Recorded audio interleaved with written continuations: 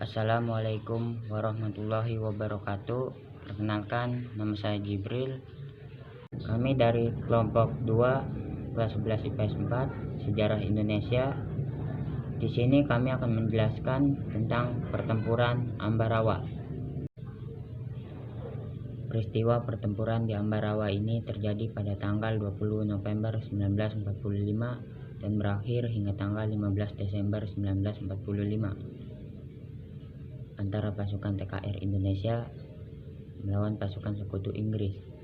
Ambarawa merupakan sebuah kota yang terletak di antara dua kota, yaitu Semarang dan Magelang, juga di antara Semarang dan Salatiga.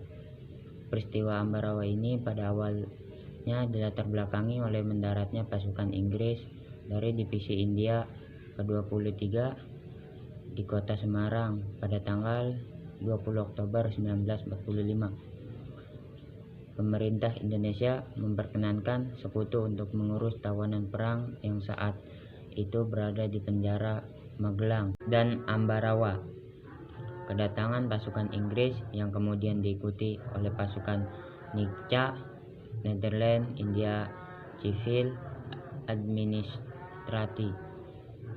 Sekutu lalu mempersenjatai para bekas tawanan perang Eropa tersebut, sehingga pada tanggal 26 Oktober 1945 terjadilah sebuah insiden di kota Magelang, dan kemudian sampai pada puncaknya terjadi pertempuran antara pasukan TKR melawan pasukan sekutu Inggris. Tokoh pertempuran Ambarawa. Adapun tokoh-tokoh terkenal yang terlibat dalam pertempuran di Ambarawa adalah sebagai berikut. 1. Letkol Isdiman yang gugur dalam medan pertempuran Ambarawa. Kolonel Sudirman yang merupakan pemimpin pasukan Indonesia menggantikan Letkol Isdiman yang gugur dahulu. M. Sarbini yang merupakan pemimpin TKR Resimen dari Magelang. Brigadir Vettel yang merupakan pemimpin tentara Inggris. Penyebab pertempuran Ambarawa. Penyebab terjadinya pertempuran Ambarawa adalah karena pihak sekutu ternyata tidak menepati perjanjian yang telah disepakati sebelumnya, sehingga pada tanggal 20 November 1945 meletuslah pertempuran Ambarawa, yaitu pertempuran antara TKR di bawah pimpinan Mayor Soemarto dan pihak sekutu dari Inggris. Dan pada tanggal 21 November 1945 pasukan Inggris yang berada di Magelang ditarik mundur ke Ambarawa di bawah lindungan pesawat tempur. Namun tanggal 22 November 1945 pertempuran berkobar di dalam kota dan pasukan Inggris melakukan genjaran terhadap perkampungan di sekitar Ambarawa. Pasukan TKR yang berada di Ambarawa bersama dengan pasukan TKR lainnya dari Salatiga, Boyolali, dan Kartasura bertahan di kuburan Belanda, sehingga mereka semua membentuk garis medan di sepanjang rel kereta api yang membelah dua kota Ambarawa. Hasil akhir peristiwa pertempuran Ambarawa. Pada pukul 16.00 waktu Indonesia bagian Barat, Jalan Raya Ambarawa, Semarang berhasil dikuasai TKR, dan pengepungan musuh dalam kota Ambarawa berjalan dengan sempurna. Terjadilah pertempuran jarak dekat. Musuh mulai mundur pada tanggal 14 Desember 1945. Persediaan logistik maupun amunisi musuh sudah jauh berkurang.